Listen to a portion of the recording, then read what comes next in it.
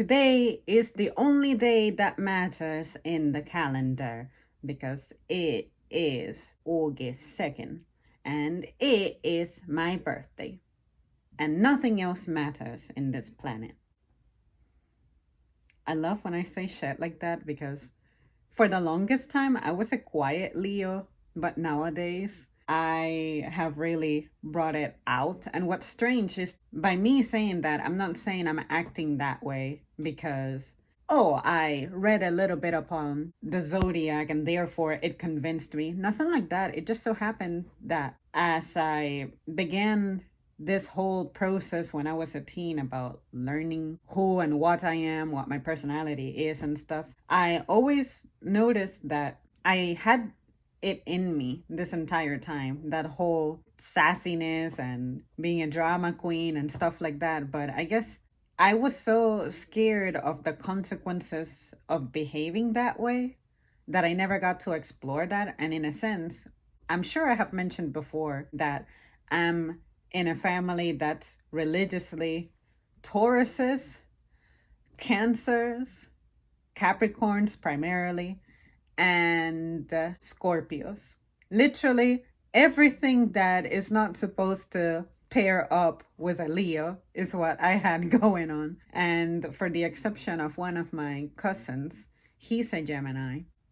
When I think about it, we happen to be the two in the family who seemed to be different, especially with our interests. He's just like me when it comes to music, and the things that you guys know I'm into and that I like, we're pretty similar in that. And I'm like, oh, look at my air sign going like at me and my flame just getting bigger. But it's not like we had the best relationship anyway when I was growing up. So he's a little older. He's about 8 years older than me, something like that. I had that distance anyway. But yeah, when it comes to my personality and stuff, the more I started looking into it, I said, it makes sense. I really do not want to discredit astrology. For the longest time, I was of the opinion that the pages, especially that describe things as if they're giving you advice and describing your luck and stuff like that,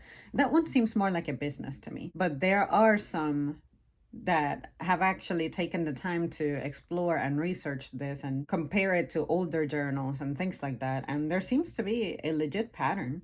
And I, again, can't remember if I said this on the channel, but I've definitely said this to someone. I do believe that astrology has its degree of credit to it because we tend to forget that there's more to life than just what goes on locally, what goes on in the country, which I don't think that even as a citizen of your country, you can grasp the vastness of where you live.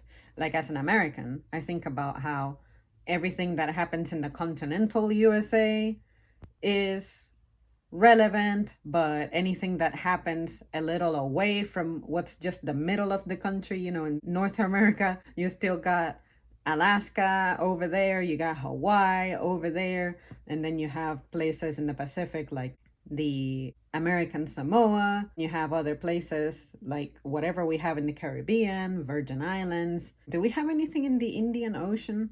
I doubt it. I'm not sure there are many islands out there. But see what I mean? We have such a vastness to our culture, just limiting it to our country, that I already think that alone feels pretty alienating. But not only that, but you're also a member of this planet. There's more to this world than just the little landmass that we occupy, and we only occupy such a small area of it. But to think that there's even an area that's even bigger than that outside of this definitely not round globe, then that's where I feel like people may begin to feel their doubts about the astrology, because astrology has to do with stars and alignments and things like that. But the way I see it is in the same manner that our environment here inside this planet affects us, down to the ocean, the air, the ground, what's under the ground, all of that has an effect on us. Why wouldn't we think that the stars, the cosmos, outside of this atmosphere, outside of this planet, that wouldn't have an effect on us? Why would we think that? Think about the sun. The sun is so far away from us, right? Yet its rays hit us, penetrate the atmosphere, they warm up our surface, they feed the plants in the manner it does through photosynthesis. It affects our weather. Why wouldn't other stars that are a little farther affect us as well? Think about it as nighttime. When there's a moon, you have certain advantages. You can see better, for instance. When there is no moon, of course, you cannot see as well. And imagine a sky that completely was contaminated enough to where you never, ever, anywhere saw any stars. How would we have guided ourselves without having that so-called North Star fixed in its place? That affected us. But just because we couldn't feel the warmth of those stars, and just because we couldn't perceive in a more obvious way what their effect was, it doesn't mean that they have zero effect. That's what I'm trying to say. The fact that people have been observing that individuals who had a certain star arrangement in the atmosphere when they were born tend to display similar characteristics, why would I discredit that? Even if the real reason is something like, well, people who are born in the summertime experience a different kind of exposure to elements, therefore that's going to force them a little differently. I mean, sure, but do you think that outer space doesn't have anything to do with that either? Because the sun could have been shining a little bit more different.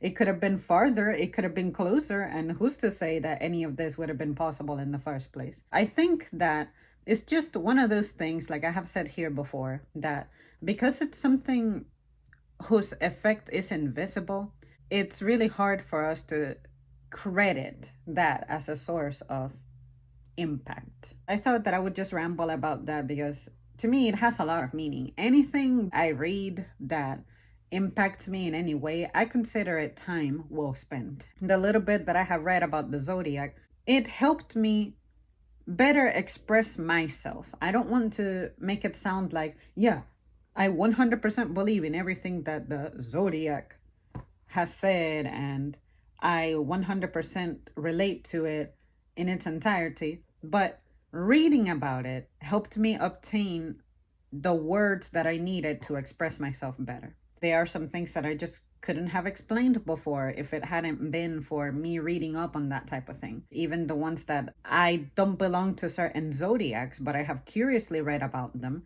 and that has helped me take ideas from those other zodiacs and be like, you know, that is something that I can say I experienced, therefore I'm going to absorb that. Also, I can say that reading about other people's zodiacs that they just so happen to have, any behaviors that I personally have observed, I can credit the zodiac at helping me describe it better than my own individual capacity with vocabulary and organization of thoughts would have enabled me to. Do I think you should allow it to completely shape you and worship it and believe in it 100%? No, but if it inspires you in any way, again, I think it's harmless and I think it's time well spent. I personally will say that it seems to match me more often than not. I also find it fun. It's just funny. Even though the many times it said that I would be really well off within the next year, it never came to fruition. The way I look at it is, let's say that it 100% is correct. I was meant to have succeeded within the next year. Maybe, if you think about it critically, you could look at it as, this is saying that it's very possible that I declined an opportunity when it was offered to me. Therefore, I missed out on the chance I had at progress. Or maybe it could mean something like, I said yes to something wrong, and therefore it hindered my progress. Let's say that I decided to buy a $1,000 pair of leggings.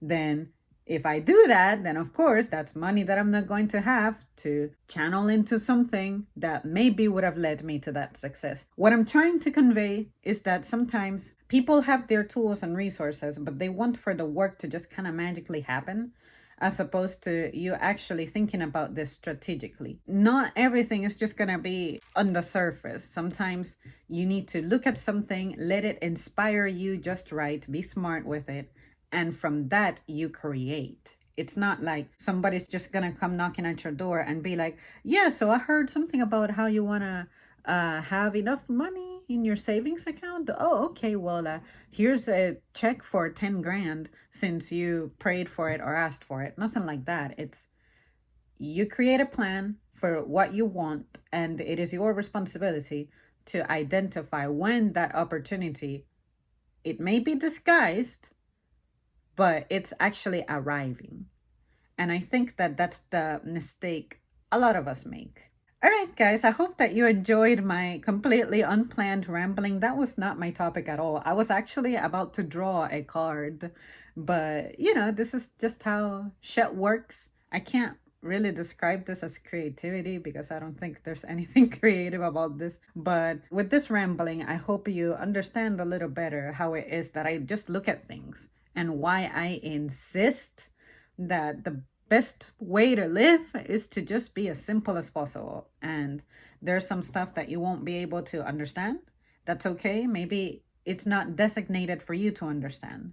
It's designated for someone else. But at the very least, be curious about it and see what you can actually do. Like my teachers used to say for final exams, even if you don't know the answer, even if you don't know how to actually arrive at the right answer, try to do something, especially for math tests.